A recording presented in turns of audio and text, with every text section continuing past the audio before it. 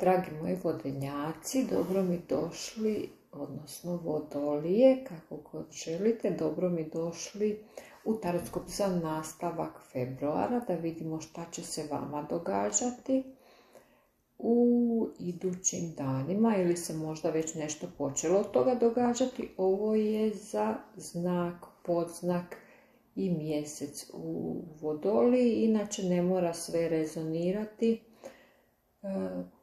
Ne rezonira ni astrologija, znači probajte pogledati svoj podznak ili mjesec, možda će vam bolje rezonirati nego ovo, ali vjerujem da se mnogima nešto poklapa. Inače, kada gledamo osobno, odgovaramo na pitanja uživo, tada sve rezonira. To se možete uvjeriti, neki su se i uvjerili, evo. Pa onda možete pitati kada budemo išli uživo, nema potrebe da komentirate ako vam ne rezonira ispod, jednostavno čitanje nije za vas. Čini mi se kao da istina nekako uvijek pobjeđuje, ali pod jednim uvjetom, a to je uvjet da možete reći sve što vam leži na srcu. Kao da niste bili iskreni sami prema sebi i ne želite u stvari stvarati nekakav problem. Zato svu neku krivicu pripisujete zapravo sebi. A mogu vam reći da se vaša osoba ponaša malo djetinjasto i vi im ništa ne želite reći. Ipak mislim da bi trebali, jer želite vezu s njima, možda čak i brak, i to 100%. Nema uopće sumnje. I zašto im onda ne kažete recimo da su krivi?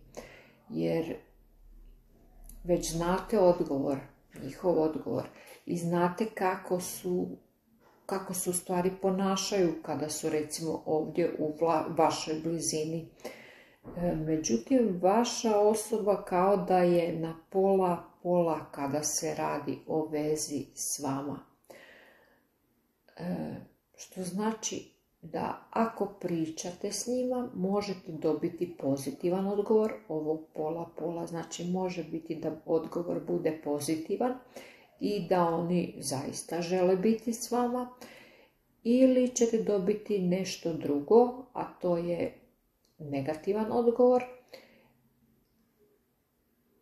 i činjenicu recimo da im je žao, ali da nisu spremni za ništa ozbiljno. I mislili su recimo da se samo zabavljate i bilo im je evo dobro i ne bi htjeli ništa mijenjati. Zašto mijenjati ono što već imate, a to je nekakva dobra stvar na koju su se evo oni oslonili, ali vi ste si već postavili u glavi i nećete se jednostavno smiriti i pomiriti s tim da dobijete ništa manje. I sada postaje sve dilema, jer u glavi vi imate svoj scenarij i sada ste vi nekako na 50-50, na pola sigurni u ovu vezu. Više ni vi niste sigurni. Sa kartom 4 pentakla i kartom lude, čini mi se kao da je ovo vaša malena nesigurnost. Za vas, vi ste zapravo sigurni da želite ovu vezu. Voljni ste i žrtvovati za nju i izgledate mi zapravo ovdje kao nekakvo žrtveno janje.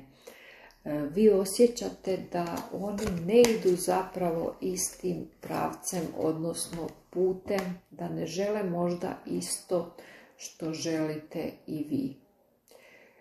Možda nemate iste ciljeve i nekako mi odugovlačite da ne dođe do onoga što je recimo možda neizbježno. Sa asom mačeva i sa zvijezdom ovo jeste ispunjenje želja i naravno sa 4 štapa ovo je i napredak, odnosno pobjeda koju vi vidite da možete imati s njima. Znači, to je zapravo ona veza koju vi želite ostvariti. Za ostale, as mačeva, ovo je vrlo važan dokument, može biti i putovnica ili osobna iskaznica, lična karta, viza, ne znam, pasoš. I ovo je pobjeda koju vidite da možete imati zapravo kada rješavate prebivalište ili situaciju gdje ćete recimo živjeti. Ovo može biti rješenje nekih vaših prebivališta, odnosno možete potpisati ili ste već potpisali da ćete možda dobiti neku svoju nekretninu. Pa vam ja ovim putem i čestitam. Ovo je znači vaš dom sa 4 štapa, jer za ovo ste se borili dugo vremena. Za ostale plus karta lude, vi putujete u stranu zemlju i možda uspješno se tamo i preselite. Pa drago mi je, dragi vodenjaci, radi vas. Idemo dalje. Znači, ispala nam je dalje karta umjerenosti. Ponovno se recimo susrećete sa vašom osobom, ovo jeste i pomirenje i jednostavno želite se pomiriti, ali ne znate kojim pravcem to oni idu. Da li idete u istom pravcu, ali vjerujete da je ovo vaša srodna duša i zapravo kao da umirete za ovu ljubav sa zvijezdom i 4 štapa. Dalje, mjesec nam zapravo govori o vašim mislima, emocijama, odnosno osjećajima. I s kartom umjerenosti osjećate da je ova osoba možda malo nezgodne narave, jer ovdje nam je i 6 mačeva, jer kao da ne znaju, rekli smo, kuda idu i gdje pripadaju. Naravno, žele razgovor s vama, a čini mi se da ćete ga i imati s paže mačeva. No dalje, 8 pentakla, a štapova i objesen čovjek. Vidim sa asom štapova i obješenim čovjekom da ste zapeli zapravo u jednoj fazi i da je to trenutno i pokušavate krenuti naprijed sa ovim asom mačeva, sa 4 pentakla koja sam vam već pokazala, kao da se niste neko vrijeme možda čuli s vašom osobom.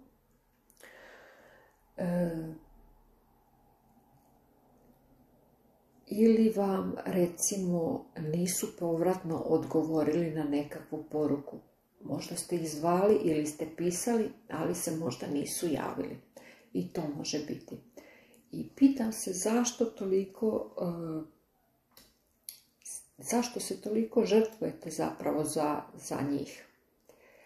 Ali evo, jasno mi je, znači 4 kupa, vidim da kao da oni ne dolaze. Može se raditi o nekom vatrenom znaku, nije nužno naravno za sve, ali evo ovdje je ispao vatreni znak. Znači ovan, lav ili strijelac. Sa 9 štapova, oni kao da se štite od nečega. Ovo je znači njihova energija. Za ostale moguće je, nije za sve isto, da su vas možda blokirali. I kao da su vas nekako emocionalno napustili sa 8 kupova. I vi ste sve pokušali. Naravno, ne bi li opet došlo do ovog pomirenja koje je prethodilo, odnosno koje stoji, jer stoji nekakvo pomirenje i stoji ipak nekakav razgovor. Nitko vas ne može odgovoriti od ove veze i nemate pojma što se sve može dogoditi, ali probate pronaći nekakvo razumno rješenje. Zadržavate svoje misli za sebe, sasvim mačeva, jer vi znate istinu. Točno znate kakva je osoba. I ne znam zašto im ne želite reći tu, recimo, istinu. Može biti zato što ste malo nesigurni. Onih 50-50%. Ali nadam se, evo, dragi vodenjaci, odnosno vodolije, da ćete postati malo sigurniji i čestitam svima onima koji potpišu nekakav dokument. Do idućeg gledanja želim vam svu sreću.